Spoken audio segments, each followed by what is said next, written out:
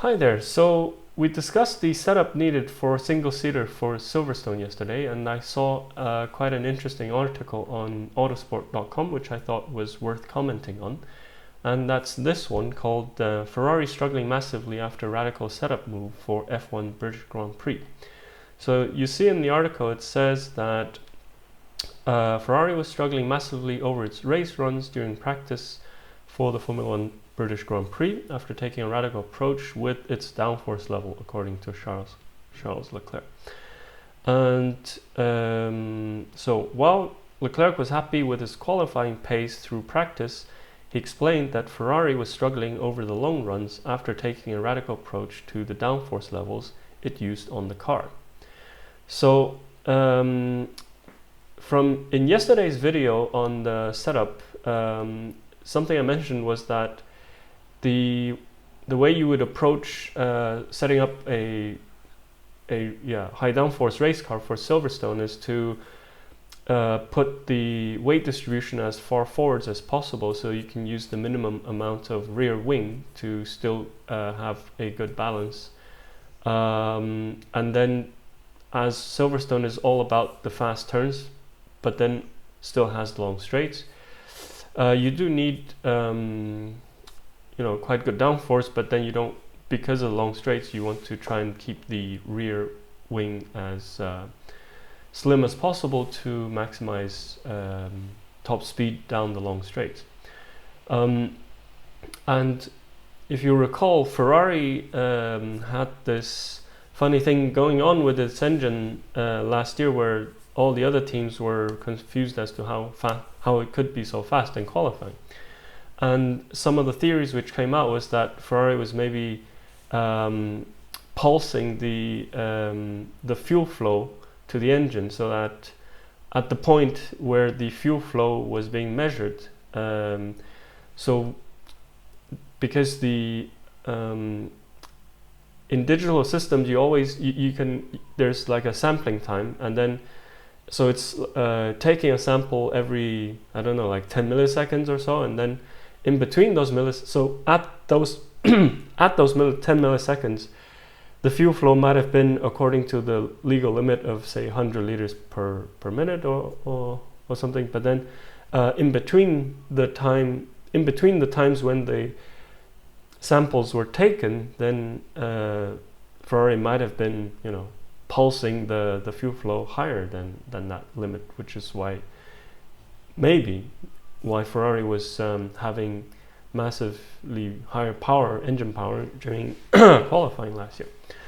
So then Ferrari came to that agreement with the FIA where they said, okay, they will not do whatever it was that they were doing last year, and then as a result their engine was nerfed for this year and they have a lot less power this year.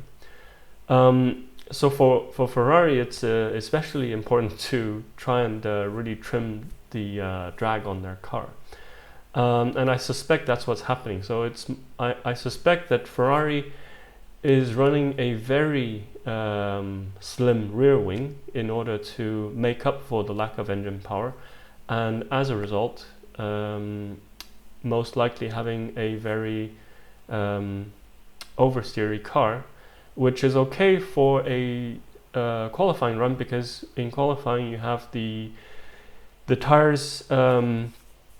The car is light, the tires have maximum grip for that one lap, and it kind of masks the lack of downforce.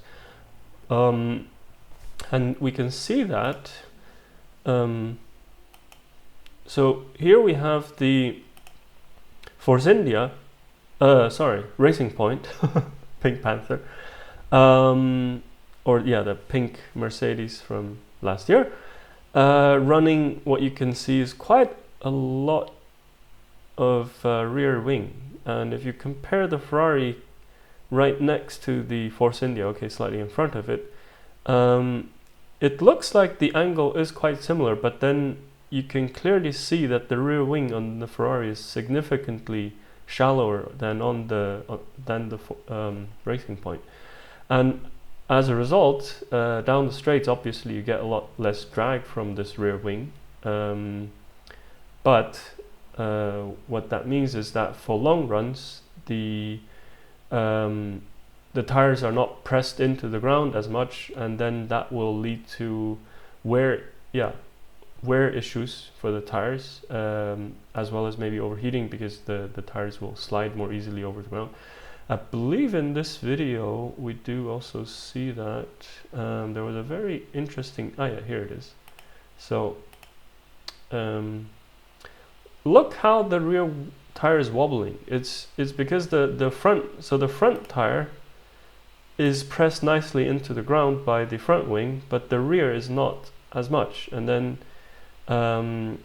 you can really see this rear tire wobble, and I think it's because it's not being pressed into the ground as much by that very slim rear wing.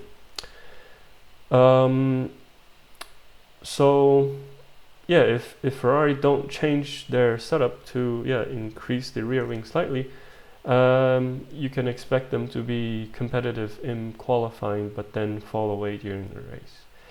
And the other thing which related to setup, which we mentioned yesterday, was the fact that you need quite high roll stiffness for Silverstone due to the quick direction changes in the fast corners.